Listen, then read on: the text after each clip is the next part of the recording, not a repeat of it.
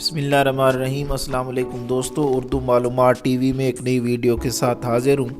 آج کی ویڈیو میں آپ کو خوشبو اور اس سے منسلک چند اہم معلومات کے بارے میں بتاؤں گا۔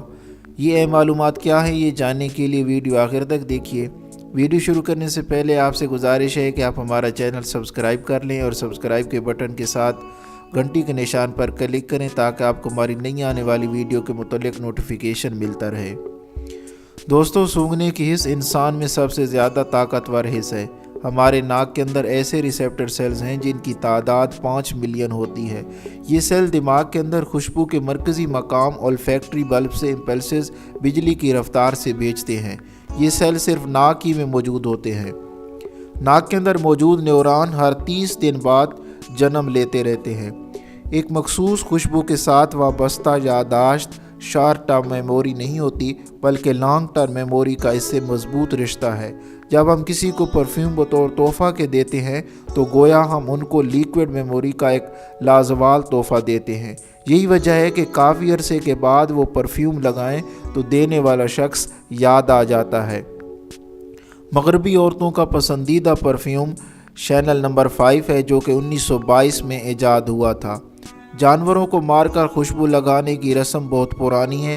جیسے ایشیا کے ہرن کے پیٹ کے اندر سرخ رنگ کا ایک مادہ ہوتا ہے جس سے مشک نامی ایک پرفیوم بنایا جاتا ہے، جسے عام زبان میں کستوری بھی کہا جاتا ہے۔ اس طرح ایتھوپیا کے ملک میں پائے جانے والی بلی جو گوشت خور ہے، اس کے جسم سے جو پرفیوم بنایا جاتا ہے اس کا نام سائیوٹ ہے۔ کینیڈا اور روس میں پائے جانے والا جانور جس کا نام بیئر ہے، اس کے جسم سے جو پرفیوم بنتا ہے اس کا نام کاسٹوریم ہے۔ کہا جاتا ہے کہ رومن بادشاہ گلاب کے عاشق تھے۔ گلاب کے پھول کی پتیوں کو وہ بستر پر سجایا کرتے تھے۔ بادشاہ پر پتیاں نچھاور کرنے کا رواج عام تھا۔ لوگ گلاب کے پھولوں کے ہار پہنا کرتے تھے۔ عورتیں آرائش کے لیے اپنے بالوں میں گلاب کے پھول سجاتی تھیں۔ قدیم روم میں ایک سرکاری تعطیل روزیلیا گلاب کے نام سے منسوب تھی۔ ہندوستان میں گلاب کا عطر مغل بادشاہ جہانگیر کی ملکہ نور جہاں نے ایجاد کیا تھا۔ فرانس کا بادشاہ نپولین اور اس کی رفیق حیات جوزفین پھولوں میں سے بنفشہ یعنی وائلٹ کو بہت پسند کرتی تھیں، جو رفتہ رفتہ اس کا ٹریڈ مارک بن گیا۔ 1814 میں جب اس کی وفات ہوئی تو نپولین نے اس کی آخری آرام گاہ پر وائلٹ کے پھول لگائے۔ جب زندگی میں آخری بار اس کو سینٹ ہیلینا کے زندان میں ڈالا گیا تو اس نے جوزفین کی آرام گاہ کی آخری بار زیارت کی اور وہاں سے چند خوشبودار پھول اتار کر اپنے گلے میں ہار بنا کر ڈال لیے۔ اس پرکیف مالا کو اس نے زندگی کے آخری سانس تک پہنے رکھا۔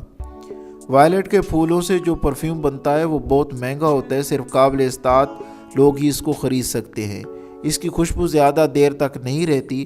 پرانے زمانے میں یہ پھول ایتھنز شہر کا سرکاری نشان بھی تھا۔ خوشبو ہر تہذیب اور کلچر اور ہر سوسائٹی میں خاص مقام رکھتی ہے۔ جاپان میں ایک زمانہ ایسا بھی تھا جب ایسی گھڑیاں بنائی جاتی تھیں جو ہر 15 منٹ بعد مختلف قسم کی اگربتی جلاتی تھیں۔ اسلامی تہذیب میں خوشبو کو خاص مقام حاصل ہے۔ عید کے روز خوشبو لگانا سنت رسول صلی اللہ علیہ وآلہ وسلم ہے۔ مومنوں سے جنت میں جن حوروں کا وعدہ کیا گیا ہے وہ بھی خوشبو میں نہلائی ہوئی ہوں گی۔ میں امید کرتا ہوں کہ آج کی ویڈیو آپ کو پسند آئی ہوگی۔ اگر ہماری ویڈیو پسند آئی ہے تو لائک کریں اور مزید تحقیقاتی اور معلوماتی ویڈیوز دیکھنے کے لیے ہمارے چینل کو سبسکرائب کریں اور سبسکرائب کے بٹن کے ساتھ بیل کے آئیکن پر کلک کریں تاکہ ہماری نئی آنے والی ویڈیوز کے متعلق آپ کو نوٹیفیکیشن ملتا رہے۔ ویڈیو دیکھنے کا شکریہ۔